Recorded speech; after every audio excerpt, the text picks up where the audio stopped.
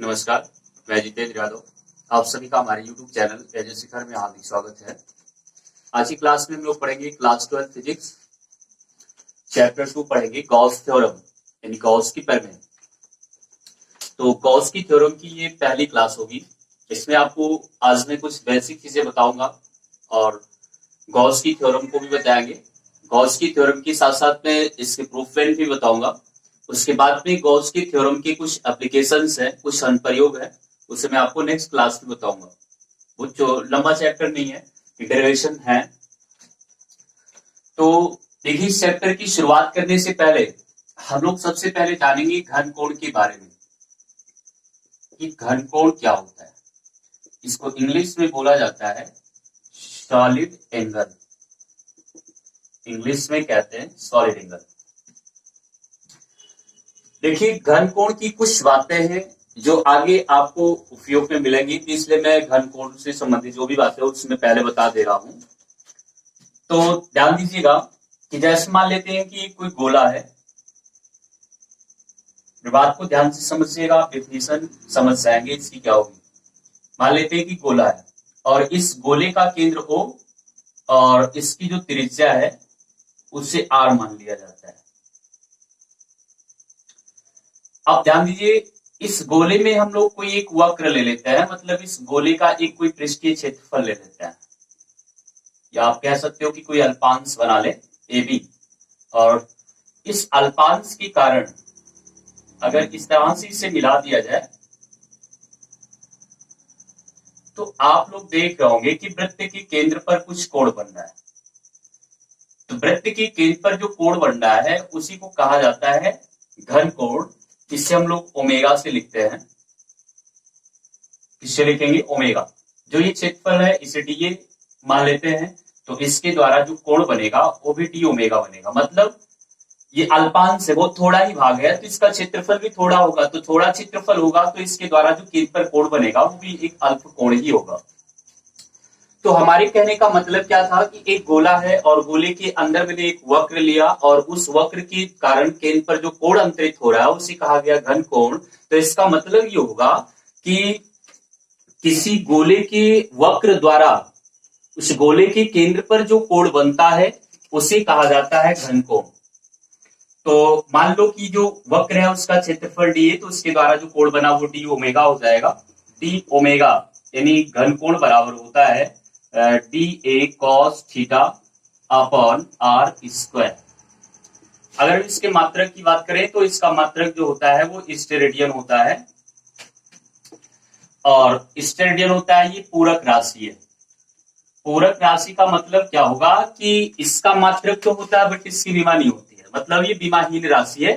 कोण और घन कोण ये विमाहीन राशि है, इनकी कोई विमा नहीं होते हैं, तो इसलिए इसे कहा जाएगा पूरक राशि।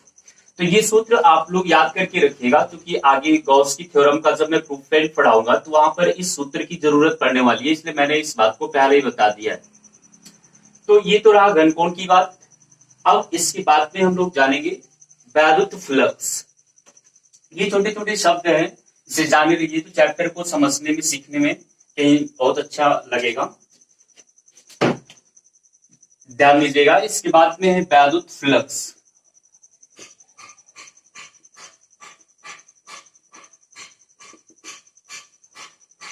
देखिए, मान लीजिए कि एक कोई वैद्युत क्षेत्र है। इस वैद्युत क्षेत्र में कोई हम लोग काल्पनिक पृष्ठ खींच देते हैं। जो काल्पनिक पृष्ठ खींचे हैं इसे कहा जाता है गॉसियन पृष्ठ। गॉसियन पृष्ठ की डिफिनेशन होती है कि किसी वैद्युत क्षेत्र में खींचा गया कोई काल्पनिक पृष्ठ क्या कहलाएगा? गॉसियन पृष्ठ कहलाएगा। अब मान लीजिए कि वैद्युत बल रेखाएं कुछ इस तरह से चल रही हो। ये वैद्युत बल रेखा, किसी वैद्युत क्षेत्र में कोई काल्पनिक पृष्ठ खींचा गया, इससे होकर के वैद्युत बल रेखाएं गुजर रही है। तो इस काल्पनिक पृष्ठ से होकर जो वैद्युत बल रेखाएं गुजर रही है उनकी संख्या को कहा जाता है वैद्युत फ्लक्स। तो वैद्युत फ्लक्स की डिफिनेशन हो जाएगी कि किसी वैद्युत क्षेत्र में खींचे गए काल्पनिक पृष्ठ से होकर गुजरने वाली वैद्युत बल रेखाओं की संख्या को वैद्युत फ्लक्स कहा जाता है।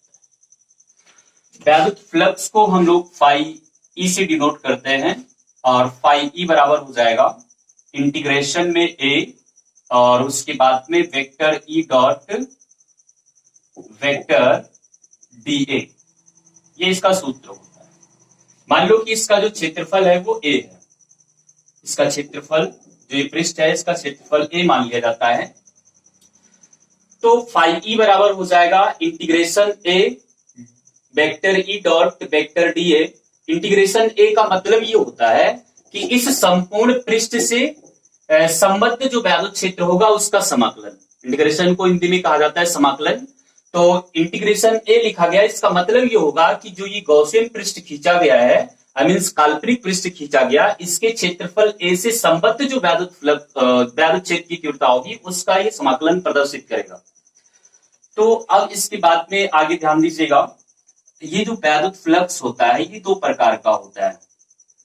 वैद्युत फ्लक्स दो प्रकार का होगा, एक होता है धनात्मक वैद्युत फ्लक्स और एक होता है ऋणात्मक वैद्युत फ्लक्स।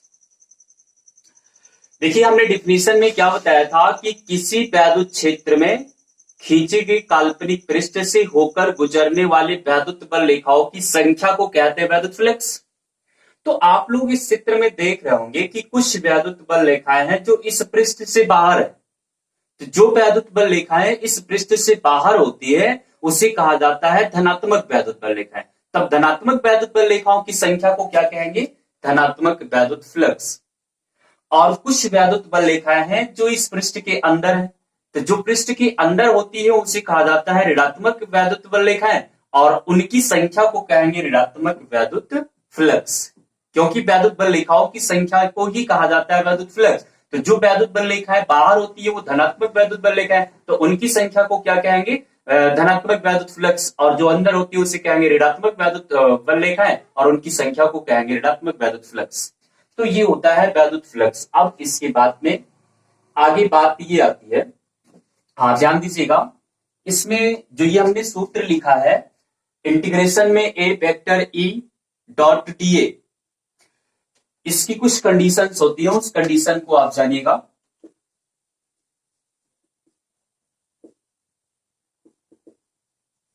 देखिए पहली कंडीशन होती है यदि वैद्युत क्षेत्र ई तथा ये जो क्षेत्रफल है इसका ए के बीच थीटा कोण बने, थीटा कोण बने। इसको मैं चित्र में दिखा दे रहा हूं। मान लीजिए कि ये कोई समतल है। देखिए गॉसियन पृष्ठ किसी भी आकार का खींचा जा सकता है, ऐसा नहीं है कि हमने गोल खींचा तो गोल ही खींचा जाएगा। तो ये मान लेते कोई समतल है। अब इसके बाद में कहा क्या गया है कि ये कोई कोण बनाएंगे, इसका मतलब क्या है कि वैद्युत बल रेखाएं इस तरह से आप किसी झुकाव पर ले जाएंगे। तो ये यहां पर आप देख रहे हैं थीटा कोण बना रहे हैं। तो ये जो सूत्र लिखा गया है यानी फाई ई बराबर इंटीग्रेशन में A vector E dot vector D A, एक फार्मूला होता है मैथ में vector A dot vector B बराबर ए बी कॉस थीटा। ये मैथ में एक वेक्टर चैप्टर है, उस वेक्टर में ये फार्मूला होता है, फिजिक्स में भी है। तो vector A dot vector B बराबर ए बी कॉस थीटा होता है। तो फाई ई को लिखा जा सकता है इंटीग्रेशन में ए और उसके बाद ये वेक्टर हट जाएगा और ये बन जाएगा डी ए कॉस थीटा।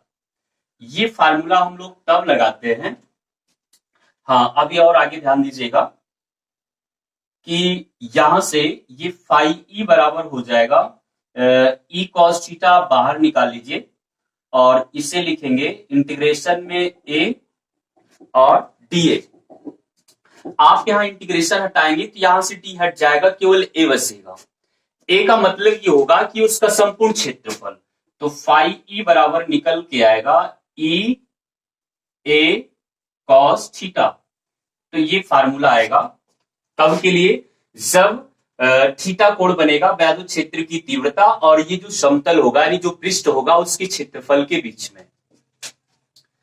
और इसकी सेकंड कंडीशन होती है, सेकंड कंडीशन ध्यान दीजिएगा, यहां बता दे रहा हूं। सेकंड कंडीशन है कि यदि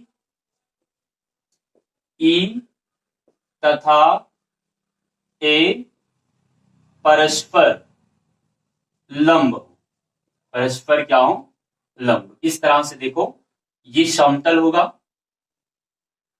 वैद्युत बल रेखाएं जो भी गुजरेंगी वो बिल्कुल परपेंडिकुलर मीन्स लंबवत गुजरेंगी।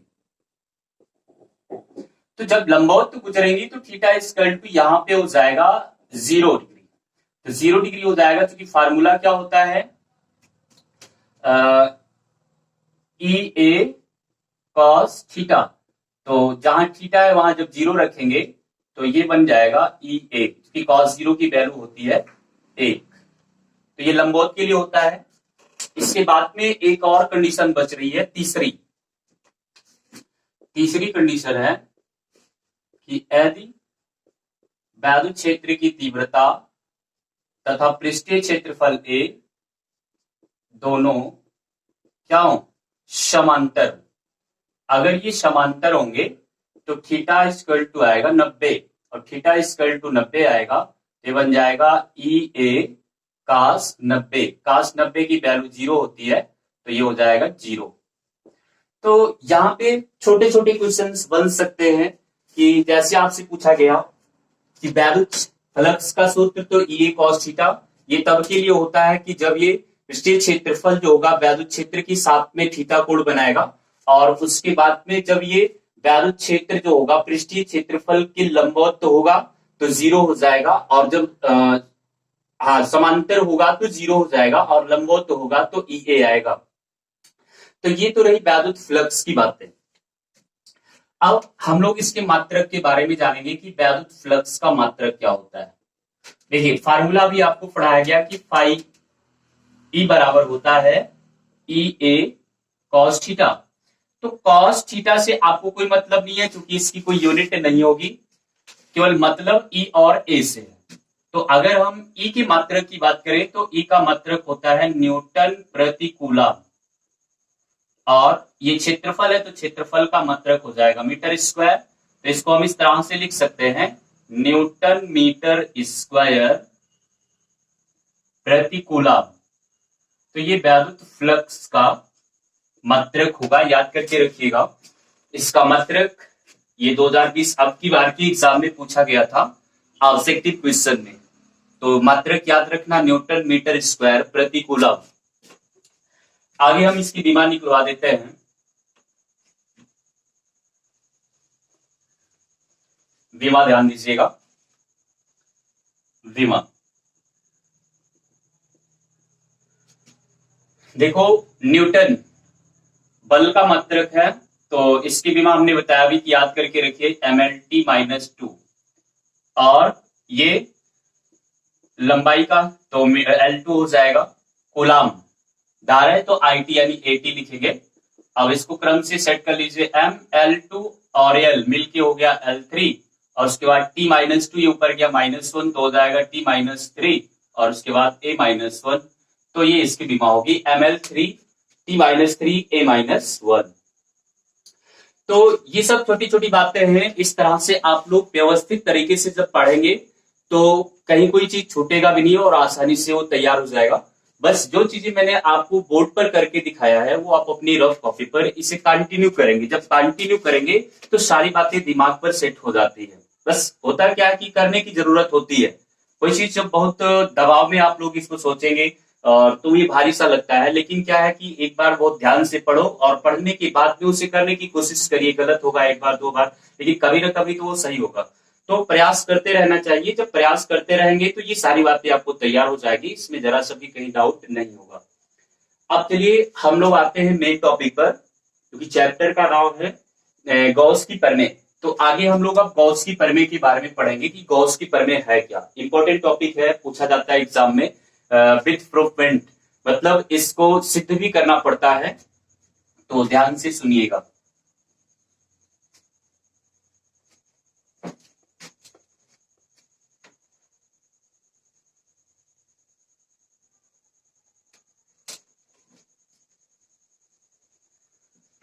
हाँ देखिएगा, गॉस की प्रमेय, गॉस की प्रमेय। गॉस की प्रमेय का मैथमेटिकल फॉर्म होता है फाई ई बराबर क्यू अपॉन एप्सिलॉन नॉट। ये गॉस की प्रमेय का गणितीय रूप है कि फाई ई बराबर क्यू अपॉन एप्सिलॉन नॉट, जहां आपको ये मालूम होगा कि फाई ई वैद्युत फ्लक्स, फाई ई वैद्युत फ्लक्स है, क्यू वैद्युत आवेश, वैद्युत आवेश, स्थिर वैद्युत आवेश, और एप्सिलॉन नॉट जो है वो निर्वात की वैद्युतशीलता है, निर्वात की वैद्युतशीलता। अब देखो इनका कथन क्या था। गॉस ने ये बताया था कि अगर किसी वैद्युत क्षेत्र में कोई काल्पनिक पृष्ठ खींचा जाए तो उसे कहेंगे गॉसियन पृष्ठ। तो उस गॉसियन पृष्ठ से संबद्ध जो वैद्युत फ्लक्स होता है, आई मीन उससे होकर गुजरने वाली जो वैद्युत प्रलेखाओं की संख्या होती है, वो उस पर उपस्थित आवेश का 1 अपॉन एप्सिलॉन नॉट गुना होता है। जैसे आप लोग यहां देख रहे हैं क्यू अपॉन एप्सिलॉन नॉट लिखा है, तो इससे हम लोग लिख सकते हैं Q into 1 upon epsilon not. तो ये बात मैं बोल रहा हूं कि किसी गॉसियन पृष्ठ से संबद्ध वैद्युत फ्लक्स का मान उस पर उपस्थित आवेश का 1 अपॉन एप्सिलॉन नॉट गुना होता है। तो ये गॉस की थ्योरम है, एक कथन के रूप में, स्टेटमेंट के रूप में। और सूत्र देखें तो फाई ई बराबर क्यू अपॉन एप्सिलॉन नॉट। देखिए सूत्र याद रखना है, डेफिनेशन बहुत ज्यादा आपको जोर नहीं देना कि उसको रटिए, रट के नहीं चलना, बस इतना ध्यान देना है कि गॉस की थ्योरम है, गॉसियन पृष्ठ से रिलेटेड होती है, और गॉसियन पृष्ठ से संबद्ध जो वैद्युत फ्लक्स होता है वो उस पर उपस्थित आवेश का 1 अपॉन एप्सिलॉन नॉट गुना होता है। तो आगे अब हम लोग इसके प्रूफमेंट की बात करेंगे, बहुत ही आसान है, ध्यान दीजिएगा। प्रूफ, मान लेते हैं कि ये किसी वैद्युत क्षेत्र में कोई एक काल्पनिक पृष्ठ है।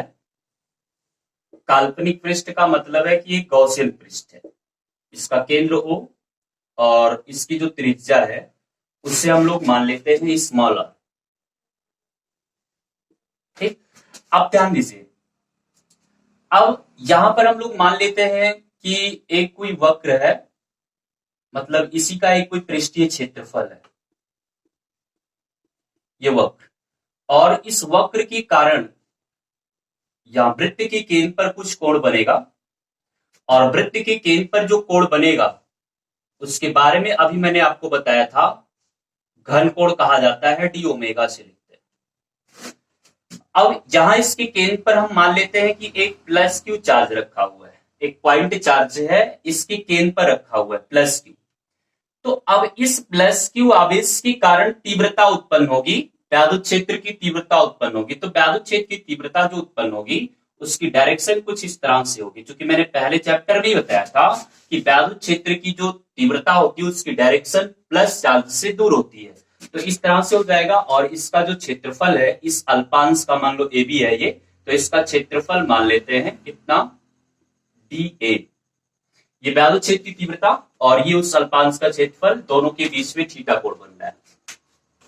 तो इतनी बातें आप लोगों को समझ रहना है कि मान लेना है, इस थ्योरी में इसके लिखेंगे कि माना ओ केंद्र आर त्रिज्या का एक कोई गॉसियन पृष्ठ है जिसके केंद्र पर प्लस क्यू आवेश रखा है। इस पृष्ठ पर एक अल्पांश ए बी है जिसका क्षेत्रफल डीए, अल्पांश के कारण वृत्त के केंद्र पर अंतरित कोण, अंतरित घन कोण डी ओमेगा है। तो ये सारी बातें आप इसको थ्योरी के रूप में लिख सकते हैं। इसके बाद में अब प्रूफमेंट की बात आती है, तो प्रूफमेंट में ध्यान दीजिएगा, चूंकि होता क्या है कि फाई ई बराबर इंटीग्रेशन में A vector E dot vector D A. Integration में ए का मतलब आपको मैंने बताया था कि ये जो इसका संपूर्ण पृष्ठीय क्षेत्रफल होगा, संपूर्ण पृष्ठीय क्षेत्रफल ए से संबद्ध जो वैद्युत क्षेत्र की तीव्रता उसका समाकलन बताता है। अब उसके बाद ध्यान दो, क्योंकि आपको ये फार्मूला भी पढ़ाया गया है, हमने बताया कि vector A dot vector B बराबर होता है ए बी कॉस थीटा। तो इस फार्मूले की मदद से आप इसे लिख सकते हो इंटीग्रेशन ए और इसे लिखा जाएगा E D A cos theta, जहां वेक्टर ए ये है और उसके बाद में ये। अब उसके बाद में आगे ध्यान देना है, इसे ऐसे सॉल्व करते रहिए। पाई ई बराबर हो जाएगा, ई की वैल्यू रखेंगे यहां पर, ई की वैल्यू होगी 1/4 pi epsilon naught Q upon R square.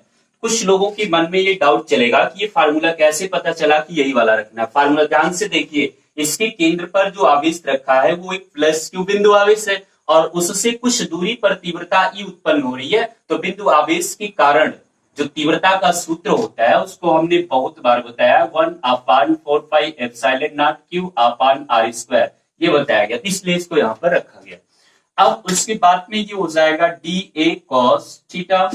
अब ध्यान देना, फाई ई बराबर हो जाएगा ये q अपान 4πε0, इंटीग्रेशन से बाहर निकल जाएगा, ये कांस्टेंट वैल्यू है और अंदर में आपका जो बचेगा यानी इंटीग्रेशन के अंदर में बचेगा D A cos theta upon R square. एक फार्मूला होता है D A cos theta upon R square बराबर डी ओमेगा। अभी अभी मैंने घनकोण की परिभाषा में पढ़ाया था और बताया था इसकी जरूरत पड़ेगी। तो ये D A cos theta upon R square बराबर होता है डी ओमेगा, तो इसकी जगह पे हम लोग लिख सकते हैं डी ओमेगा। तो ये क्यू अपॉन 4πε0 ऐसे रहने दो, इंटीग्रेशन के अंदर में लिखेंगे डी ओमेगा। अब ध्यान देना, ये फाई ई बराबर हो जाएगा क्यू अपॉन 4πε0 और उसके बाद डी ओमेगा की वैल्यू जो होगी वो 4π। कहने का मतलब क्या होगा कि डी ओमेगा का जो इंटीग्रेशन आएगा वो 4π आएगा और 4π से 4π कैंसिल होगा, तो बचेगा क्या, फाई ई बराबर क्यू अपॉन एप्सिलॉन। तो ये प्रूफ हुआ। तो इस तरह से गॉस की थ्योरम को बहुत ही आसानी से हम लोग प्रूफ कर सकते हैं। बस आगे की जो भी चीजें हैं जो पढ़ाया गया उससे आपको आता आने चाहिए और जब आता रहेगा तो बहुत आसानी से इसे प्रूफ कर ले जाएंगे, इसमें कोई दिक्कत नहीं होगी। अब आगे मैं आपको पढ़ाऊंगा गॉस की थ्योरम की कुछ एप्लीकेशंस, मतलब सूत्र है छोटे छोटे, कुछ अनुप्रयोग है कि अनंत लंबाई के एक तार के कारण, असीमित लंबाई की तार के कारण वैद्युत क्षेत्र की तीव्रता, कोई गोलीय चालक के कारण वैद्युत क्षेत्र की तीव्रता। तो इस तरह से जो गॉस की थ्योरम है इसके कई प्रयोग है, तो उस प्रयोग में वैद्युत क्षेत्र की तीव्रता निकाला जाता है। तो 3, 4, 5 फार्मूले जो कुछ भी है मैं उसे आपको नेक्स्ट क्लास में बताऊंगा। तो आज के लिए इतने, धन्यवाद।